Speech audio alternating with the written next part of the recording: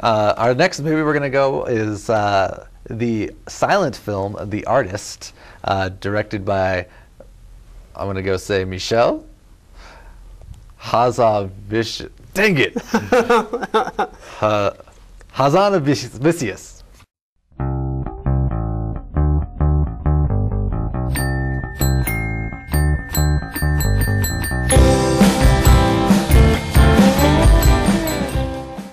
The Artist is a silent film about a silent film actor who is just too proud to move on. Silent film is dying. John Goodman is a producer of Kinescope? Kinescope, yeah. Kinescope, and he's got a studio, and this is, his #1 guy is this Jean Dujardin, and he is, just refuses to move on to the talkies. And he has a lot of actors back then. Yeah.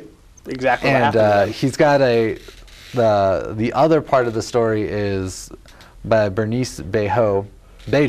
She's not Spanish. You're doing Spanish pronunciation. But known as Pepe Miller, she's all of a sudden just magically, she bumps into George Valentin's character, or no, George Valentin, the character, and just somehow just coattails the fame, and just next thing you realize she's the next most famous thing ever. But she is willing to do talkies. Yeah, she comes right at the cusp. Yeah. And sort of becomes the first star of the talkies. Yeah, so they kind of had this moment of, he made her kind of, because there's a moment where they have a scene together, and he gives her the Marilyn Monroe dimple and tells her that, you got to be different than everybody, and just gives her that little edge to be a part of the world, and bam. She takes it and leaves him in the dust, and he goes crazy over it. But this is, filmed about the late 1920s, and is just kind of like a really high-def 1920s movie, really captured it. A lot of all the silence and stuff going through it. There's plenty of great music. Score that runs the all score the way that through. runs the whole thing. But it has very little. I was afraid that it was going to be like text bubbles every couple of minutes, cards. but the title cards only happen every half hour or so, and the rest is just really done through acting. You just get it by, you see what they saw, or they really exaggerated F words and stuff like that. Yeah. But it's still a great movie, really well acted, which it has to be because of the context. The plot was interesting. I was captivated through the whole thing. I was a little afraid it was going to be like a modern take on it. So it's like going to be like, some weird, it's going to have like, rap music, or, that was going to have a much more contemporary score version of it. I was a little worried about it, and they just stuck tried and true to the old school way, and I was really impressed by this movie. So I give it an A. I give it an A+. I love this movie a lot. I think from beginning to end, I was charmed thoroughly. The movie has this it's very funny, actually. I would consider this a comedy above all things, although it's saying a lot about film and film industry and film history, which I think you can bring into a modern context, seeing as that we're running into kind of a new modern age with film. We're running from 2D to 3D, and all these new kind of technologies that's trying to come in, and now there's like streaming and direct to video on demand and all these things that's kind of changing the industry now. And I think you can kind of look at this movie as sort of saying something about that subtly.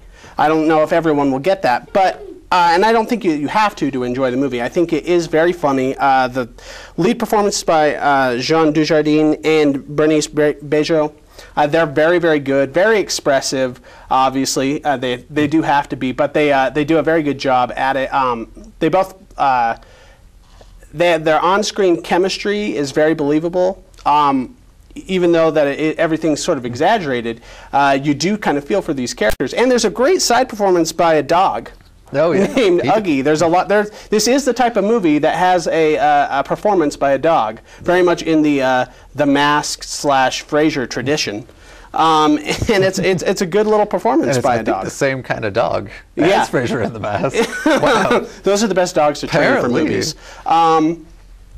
And I just love this movie. I loved everything about it. I love the music. I love the look. It's even shot, as you said, it's shot exactly like an old school silent film. It's even shot not in widescreen, but actually in what we could call full frame now, but 1:3:3 framing, which is what those movies were shot like back then.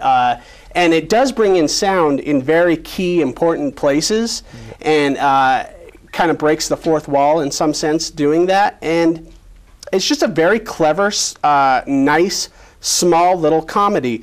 And I'm going to say right now, I think this is going to win Best Picture this year. Yeah. And while there might be some movies I sort of preferred in general, I think I would be basically happy with this movie winning, if not for what it's saying about film. Yeah. And it kind of comes at an important time. And it's, interestingly enough, you know, this is the same year Hugo came out, which was also a movie that had a lot to do with the silent film era and sort of a film about film. And it's interesting that both of those movies this year have been nominated for Best Picture, essentially has the same thesis. So if you haven't seen Hugo yet, I would say see the artist first, then you'll be able to appreciate Hugo more. All right.